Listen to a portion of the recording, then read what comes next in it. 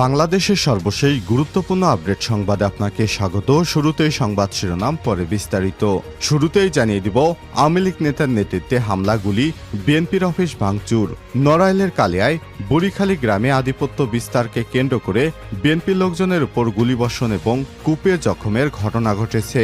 গত রাত 10টার দিকে আওয়ামী লীগ নেতা জামাল হোসেনের নেতৃত্বে হামলা হয়েছে বলে অভিযোগ করেছেন ভুক্তভোগীরা। এ সময় ভাঙচুর চালানো হয় বিএনপির কার্যালয়। এরপর জানিয়ে দিব, বিচার বহির্ভূত হত্যাকাণ্ডের প্রতিবাদে ইবিতে মিছিল। সম্প্রতি ঢাকা বিশ্ববিদ্যালয় এবং জাহাঙ্গীরনগর বিশ্ববিদ্যালয়ের শিক্ষার্থী কর্তৃক দুইজনকে পিটিয়ে হত্যার প্রতিবাদে ইসলামী বিশ্ববিদ্যালয়ে ইবিতে মিছিল করেছে সাধারণ শিক্ষার্থীরা। জানিয়ে দিব, সাবেক মন্ত্রী এবং এমপিদের বিরুদ্ধে প্রায় 750 মামলা, 6 জেলায় এখনও মামলা হয়নি। এদিকে দলে শৃঙ্খলা ফেরাতে স্মার্ট অ্যাকশনে তারেক রহমান। আগামী সপ্তাহে 3 জেলায় সমাবেশ করার সিদ্ধান্ত। শেখ হাসিনা সরকারের পতন ঘটাতে দীর্ঘ 1.5 দশক ধরে রাজপথে সোচ্চার ছিল বিএনপি। সেই আন্দোলনের নেতৃত্বে ছিলেন দলের চেয়ারপারসন বেগম খালেদা জিয়া এবং ভারপ্রাপ্ত চেয়ারম্যান তারেক রহমান। এবারে জানাবো, ডক্টর ইউনূসকে মামলা দিয়েছিল জেলে রাখার জন্য, বললেন মির্জা ফখরুল। ঠাকুরগাঁয়ের জনসভায় বিএনপির মহাসচিব মির্জা ফখরুল ইসলাম আলমগীর বলেছেন, অন্তর্বর্তীকালীন সরকারের প্রধান উপদেষ্টা অধ্যাপক ডক্টর মোহাম্মদ ইউনূসকে সম্মাননা দেওয়া হয়নি, মামলা দিয়েছিল তাকে জেলে রাখার জন্য। এবং সর্বশেষ জানিয়ে দিব, যুক্তরাষ্ট্রের আদালতে বিচারককে প্রকাশ্যে গুলি করে হত্যা। যুক্তরাষ্ট্রের কেন্টাকিতে লেসার কান্ট্রি কোর্ট হাউসে বিচারককে প্রকাশ্যে কয়েক রাউন্ড গুলি করে হত্যা করা হয়েছে। এই বিচারকের নাম কেভিন মুলিনস। ঘটনাস্থলেই তার মৃত্যু হয়েছে।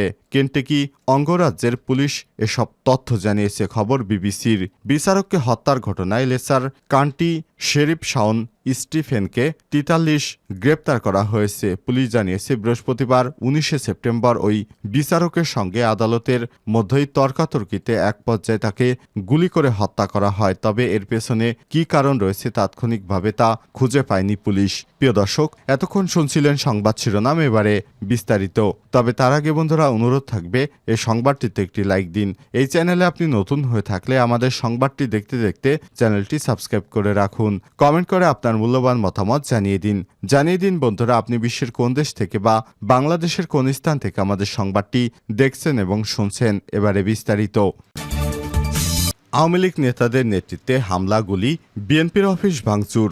নড়াইলের কালিয়ায় বুড়িখালী গ্রামে আধিপত্য বিস্তারকে কেন্দ্র করে বিএনপির লোকজনের উপর গুলিবর্ষণ ও কুপিয়ে জখম করার ঘটনা ঘটেছে।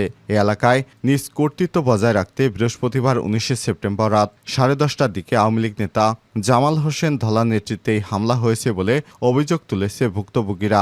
এ সময় ভাঙচুর চালানো হয় বিএনপির কার্যালয়ে। এই ঘটনায় গুলি এবং টেটাবিদ্ধ দুইজনকে নড়াইল সদর হাসপাতালে প্রাথমিক চিকিৎসা দিয়ে উন্নত চিকিৎসার জন্য খুলনা মেডিকেল কলেজ হাসপাতালে নেওয়া হয়েছে। পুলিশ এবং স্থানীয় সূত্র থেকে জানা যায়, বুড়িখালী গ্রামে আওয়ামী লীগ নেতা ইউপি সদস্য জামাল হোসেন ধলার কর্তৃত্ব চলছিল।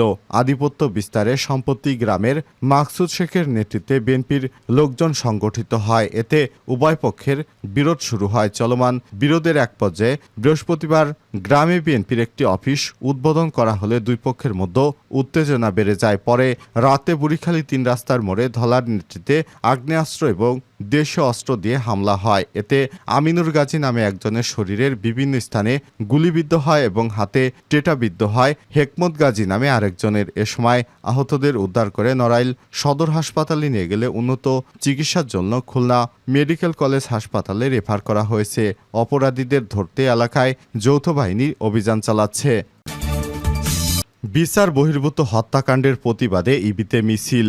সম্প্রতি ঢাকা বিশ্ববিদ্যালয় ও জাহাঙ্গীরনগর বিশ্ববিদ্যালয়ে শিক্ষার্থী কর্তৃক দুইজনকে পিটিয়ে হত্যার প্রতিবাদে ইসলামী বিশ্ববিদ্যালয় ইবিতে মিছিল করেছে সাধারণ শিক্ষার্থীরা। বৃহস্পতিবার 19 সেপ্টেম্বর রাত 9:30টার দিকে ইসলামী বিশ্ববিদ্যালয় ক্যাম্পাসে এই মিছিল শুরু হয়। ক্যাম্পাসে জিয়ামোড় থেকে মিছিল শুরু করে শিক্ষার্থীরা ক্যাম্পাসের বিভিন্ন সড়ক প্রদক্ষিণ করে বটতলা সংলগ্ন এলাকায় গিয়ে মিছিলটি শেষ হয়। পরে সেখানে সংক্ষিপ্ত সমাবেশ করেন তারা।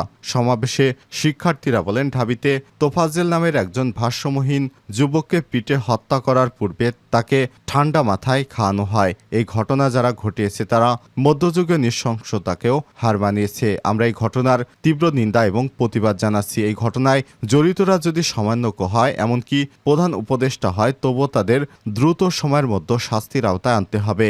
শিক্ষার্থীরা আরও বলেন, মব জাস্টিসের নামে যারা দেশের বিভিন্ন জায়গায় হত্যাকাণ্ড চালাচ্ছে তাদেরকে নৈরাজ্যকর পরিস্থিতির দিকে ঠেলে দেওয়ার অপরাধে ছাত্র জনতা আবারও রুখে দাঁড়াবে। আমরা অন্তর্বর্তীকালীন সরকারের নিকট এসব ঘটনা থামানোর দৃঢ় আহ্বান জানাচ্ছি। সাবেক মন্ত্রী এবং এমপিদের বিরুদ্ধে 750 মামলা। ছাত্র জনতার অভ্যুত্থানে শেখ হাসিনা সরকারের পতনের পর এখন বিচারের মুখোমুখি হতে যাচ্ছেন ক্ষমতাচ্যুত মন্ত্রী, সংসদ সদস্য, আওয়ামী লীগের বিভিন্ন পর্যায়ের নেতাকর্মীরা। সুনির্দিষ্ট নানা অভিযোগে এরই মধ্যে সারা দেশে 741টি মামলা করা হয়েছে। এসব মামলায় আসামির তালিকায় আওয়ামী লীগ সভাপতি, পদচ্যুত প্রধানমন্ত্রী শেখ হাসিনা, দলের সাধারণ সম্পাদক ওবায়দুল কাদের সহ বিদায়ী মন্ত্রিপরিষদের প্রায় সব সদস্যই রয়েছে। ঢাকা বিশ্ববিদ্যালয় এবং ঢাকার বাইরে বিভিন্ন মামলায় আসামি রয়েছে সংসদে আওয়ামী লীগের 14 দলীয় জোটের সাবেক সংসদ সদস্য, এমপি। তবে চেয়ারম্যান জিএম কাদের এবং মাসুদ উদ্দিন চৌধুরী ছাড়া এখনও আসামির তালিকার বাইরে আছেন জাতীয় পার্টি এবং এর অন্যান্য এমপিরা। বিভিন্ন মামলায় সাবেক মন্ত্রী, এমপি, আওয়ামী লীগ এবং এর অঙ্গ সহযোগী সংগঠনের গুরুত্বপূর্ণ নেতা, শীর্ষস্থানীয় পেশাজীবীদের নাম উল্লেখ ছাড়াও বিপুল সংখ্যক নেতাকর্মীকে অজ্ঞাত আসামি করা হয়েছে। ছাত্র আন্দোলনে হামলাগুলি এবং নৃশংস হত্যাকাণ্ড কিংবা হত্যাকাণ্ডের অভিযোগ ছাড়াও অনেকের নামে হত্যা চেষ্টা, অর্থ পাচার, অবৈধ সম্পদ অর্জন এবং বিস্ফোরক আইনে মামলা দায়ের করা হয়েছে। খোঁজ নিয়ে জানা গেছে, বিগত 3টি সরকারের মন্ত্রী এবং আওয়ামী লীগের এমপিদের বিরুদ্ধে কমপক্ষে 741টি মামলা দায়ের করা হয়েছে। এদের মধ্যে রাজধানীতেই মামলা হয়েছে 227টির অধিক, বাকি 514টি মামলা হয়েছে অন্যান্য জেলাগুলোতে। এসব মামলার ভিতরে শেখ হাসিনার নামেই 227টির অধিক মামলা দায়ের করা হয়েছে। দলের শৃঙ্খলা রোধে স্মার্ট অ্যাকশনে তারেক রহমান। শেখ হাসিনা সরকারের পতন ঘটাতে দীর্ঘ 1.5 দশক ধরে রাজপথে সোচ্চার ছিল বিএনপি। সেই আন্দোলনের নেতৃত্বে ছিলেন দলের চেয়ারপারসন বেগম খালেদা জিয়া এবং ভারপ্রাপ্ত চেয়ারম্যান তারেক রহমান। আন্দোলন সংগ্রামের নানা ধাপ পেরিয়ে গত জুলাই আগস্টে ছাত্র জনতার সফল অভ্যুত্থানের মধ্য দিয়ে গত 5 আগস্ট পদত্যাগ করে ভারতে পালিয়েছে শেখ হাসিনা। আওয়ামী লীগ সহ অনেকের আশঙ্কা ছিল শেখ হাসিনার পদত্যাগের পর দেশে চরম নৈরাজ্যকর পরিস্থিতি সৃষ্টি হতে পারে। কেউ কেউ ধারণা করছিলেন চাঁদাবাজি, প্রতিশোধমূলক হিংস্রতায় মেতে উঠবে বিএনপির নেতাকর্মীরা। তবে হাইকমান্ডের কঠোর অবস্থানের কারণে ব্যাপক মাত্রায় বিশৃঙ্খলা পরিস্থিতি সৃষ্টি হয়নি। তারপরেও বিএনপি এবং এর অঙ্গ সহযোগী সংগঠনের নাম ভাঙিয়ে কেউ কেউ নেতিবাচক কর্মকাণ্ডে জড়িয়েছে। তবে যার বা যাদের বিরুদ্ধে শৃঙ্খলা বা দখলদারিত্ব জড়িত থাকার ন্যূনতম সম্পৃক্ততা রয়েছে তাদের ব্যাপারে তাৎক্ষণিক শাস্তিমূলক কঠোর ব্যবস্থা নিয়েছে দলের ভারপ্রাপ্ত চেয়ারম্যান তারেক রহমান। এরই মধ্যে 2 শতাধিক নেতাকর্মীকে বহিষ্কার করা হয়েছে। দুষ্কৃতকারীদের আইনের হাতে সোপর্দ করার আহ্বান জানিয়েছে অঘোষিতভাবে সারা দেশে দলের ভেতরে শুদ্ধ অভিযান শুরু করেছেন তারেক রহমান। প্রতিদিনই বক্তব্য, নতুনত্ব, একের পর এক বাস্তবমুখী সাংগঠনিক সিদ্ধান্ত নিচ্ছেন তিনি। আগামী 3 জেলায় সমাবেশে বক্তব্য দেবেন তারেক রহমান। তার সব পদক্ষেপ অন্তর্বর্তীকালীন সরকারের জন্য সহায়ক হবে বলে দলটির নেতাকর্মীরা মনে করছেন। বিশ্লেষকেরা বলছেন, দীর্ঘ 17 বছর ধরে নির্যাতন নিপীড়নের শিকার বিএনপির নেতাকর্মীদের মধ্যে আওয়ামী লীগের বিরুদ্ধে চরম ক্ষোভ বিরাজ করছিল।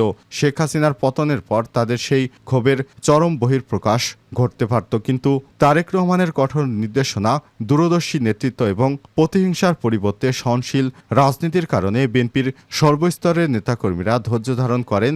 একই সঙ্গে দেশজুড়ে শান্তি শৃঙ্খলা বজায় রাখতে বিভিন্ন কর্মকাণ্ড পরিচালনা করেন। বিশেষ করে খালেদা জিয়া ও তারেক রহমানের নির্দেশে আইন শৃঙ্খলা বাহিনী শূন্য দেশে পাড়া মহল্লায় পাহারা দিয়েছে বিএনপির নেতাকর্মীরা। তারেক রহমানের সেই ভূমিকা সাধারণ মানুষের মধ্যে প্রশংসা কুড়িয়েছে।